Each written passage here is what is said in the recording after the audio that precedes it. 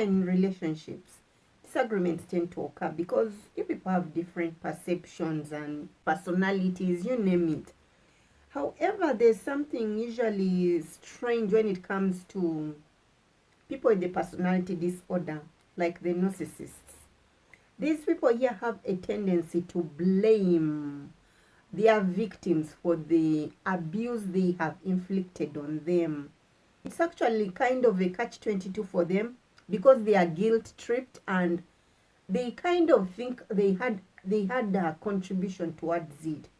However, when it comes to abusers, there's no you had a contribution towards it. Abusers are hell-bent on stealing, killing, and destroying. That is their nature. And victim blaming is one of them. Welcome back to my channel. It's dedicated towards spreading narcissistic abuse awareness, and more so from a biblical standpoint. And I'll also be discussing other general life issues. And today I'll be looking at one very common tactic abusers use towards their victims, and that is none other than victim blaming. Narcissists will always start chaos, some sort of drama. And then in the process, you may find that they actually hit you. After beating you up, they will start blaming you for them beating you up. If you hadn't spoken to me that way, I wouldn't have hit you. You shouldn't have responded to me that way. So in the end, you're thinking, maybe because I shouted at him, I deserved the beating. That is usually guilt-tripping you into accepting the blame for the crime committed. Victim blaming is when victims are held responsible for the abuse or crime committed against them, whether partially or entirely, by either the abuser or other people.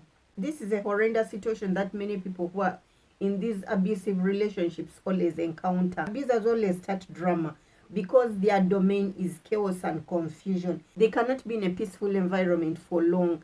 You'll find that 3 days or a week, maybe everything seems to be okay.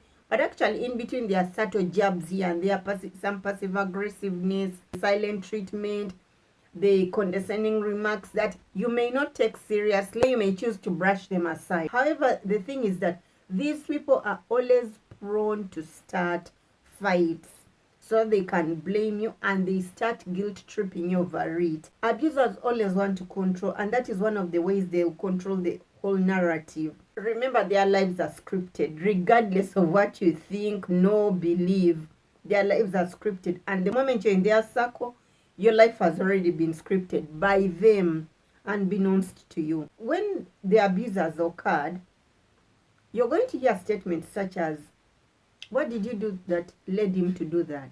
It takes two to tango. I want you to get this.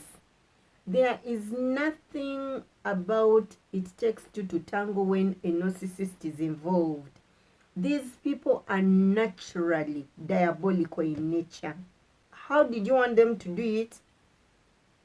Somehow, they don't know, but you didn't do it well. The thing is that you cannot take blame for anything regarding abuse from anyone. Abuse rests on the perpetrator. You shouldn't ever take blame for it. Abusers are abusive by nature, regardless of what you would have done. And it never takes two to tango in an abusive relationship where the master-servant dynamics are in place.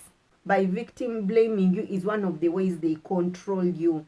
They provoke a situation, then they blame you for your reaction towards that provoked situation. The narcissist is selfish and egotistic at heart. That notion of that it takes two to tango is a lie. You cannot tango with someone who you're not on the same page of frequency with.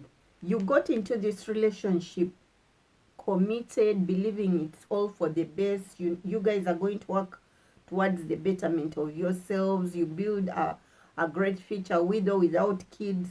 You got in there with love. The abuser does not have love. Narcissists are empathy impaired, and that empathy is love. And yet everything comes from a place of love. God is the creator of the heavens and the earth and everything in it. And God is love. Since the narcissist doesn't have love, how is he going to offer you peace? Peace comes from love. There's a story in the Bible where a ruler approached Jesus about his daughter who had died. He was like, just come and touch her. She'll arise. So Jesus is like, okay, let's go to your house. They go. By the way, I'm adding in certain things. They go to his house and he finds the mourners doing all their dramatic acts there. The other one is screaming, I think, louder than the people who have lost their daughter, and possibly others after mourning for a while, they're now asking who died. They're like, oh, it was so. That's when they remember. Oh, they again start their mourning session. But Jesus knows their heart, so he knew they were just mocking. Their motive for being in that place was not sincere. He tells the mourners, she's sleeping, get out. The mourners start laughing at him. I'm certain he's left, possibly the close-knit family only. Maybe the parents, the siblings, or just the parents. He touches the girl and she's alive. She wakes up. Why did Jesus send away these people? When you people are not the same frequency, you cannot meet the target. One of you is like, let's construct a house, while the other is thinking, I'm going to make sure that we are opening up this account. Each time money is dropped in, I'm taking it out. Or I'll never put in any money. At the end of 5 years, you're comfortable, you think you people have been saving together, only to check the account is empty.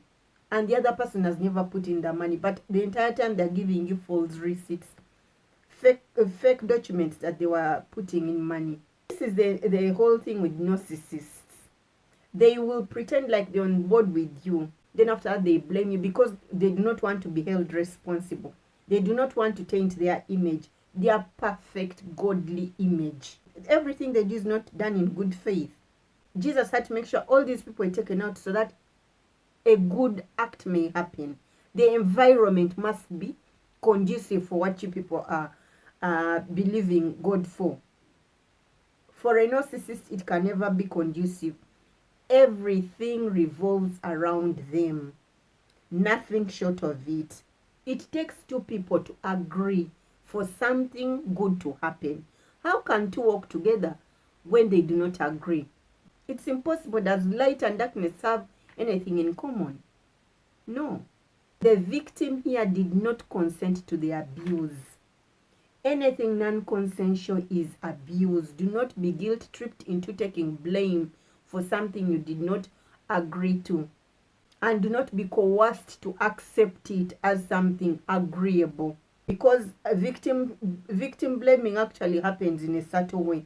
They start shoving you. The next time they push you a bit. Then they're apologizing. Then the next time it's a slap.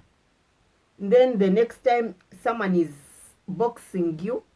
The next someone is kicking you. Before you know it, it's a full-blown wrestling match. And you're the one on the receiving end. And you must take blame for it. Oh, you must have done something to hurt him. It takes two to tango. There are 3 traits nowadays. His side, her side, and the actual story. No. Oh, there are 2 sides to the story. His side and her side. There's no his side, her side, left side, right side. No. It is truth. Who is going to speak the truth? A narcissist cannot speak the truth because their nature does not depend on truth.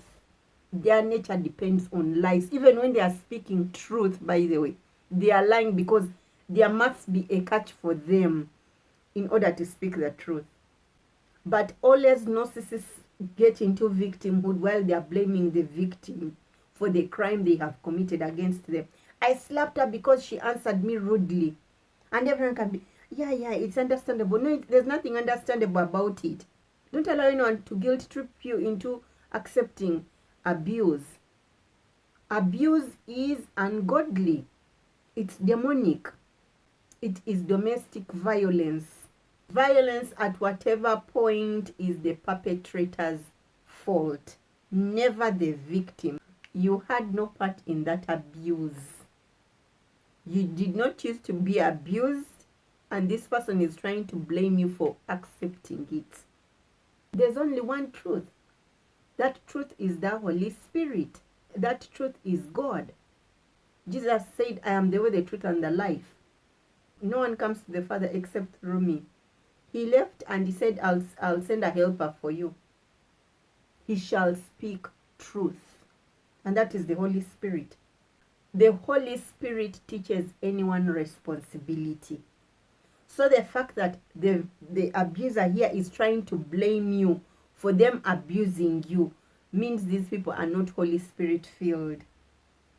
They are trying to portray you as the problem, and yet they are the problem.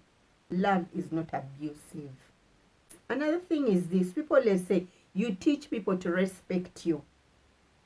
I believe that for the longest time, but I always felt uneasy about it.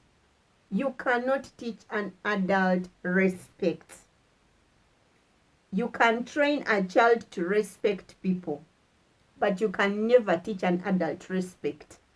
An adult who tells you that I'll only respect you when this and this happens, that person is not emotionally grounded. Emotionally grounded people will respect anyone regardless. They have been trained to respect everyone they meet. When you give them reason not to respect you, they won't respect you. You're blaming victims that you're not teaching the person to respect you. No. You cannot teach an adult to respect you. When Paul tells women, be silent, a woman shouldn't teach a man, and a woman has no authority over a man. Many times men are running with that all over the place, but the revelation behind it is missed totally. A woman, you cannot teach a man, because that responsibility of teaching the man to respect is on the mother. If the mother did not teach that man to respect anyone, it is not your responsibility. 2, authority comes from God. Say if a woman is married, she cannot say, I have authority over my husband. That is impossible. If you are following biblical principles, authority is given by God, and God gave man authority over woman. That authority has its own dynamics. I'll get into that in another video. But the whole thing is this: the responsibility a man has is like that of Christ.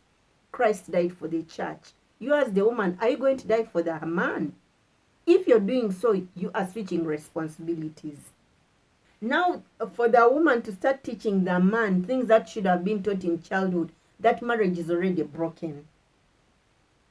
Because a man who was taught, who was trained, has got responsibility. A man who cannot take responsibility for his own actions, that man wasn't taught in childhood, was not trained by the mother, and that person is wayward. Oh, people are trying to blame you with, you did not teach him to respect you. You do not teach anyone to respect you. No. You are taught how to respect people in your childhood. It's not even your place to teach the man to respect you. No. Wives, be silent. In other words, do not step into the shoes of the mother. You're his wife, you're not his mother. Avoid taking the hit for something you didn't do. Recognize you're in an abusive situation. A person who abuses you lacks respect for you. A person who lacks respect does not respect themselves. A person who has abused you or committed a crime against you is responsible for their own actions. If they are not, just know you're in an abusive situation. And narcissists never take blame. They always throw it on to others. And that is what they know how to do best. You're dealing with a baby adult. Find ways of getting yourself out of such a toxic situation. Seek therapy, and remember to take time to develop your self-awareness. You will grow into a healthy, emotionally grounded person. Thank you so much for watching. Regards.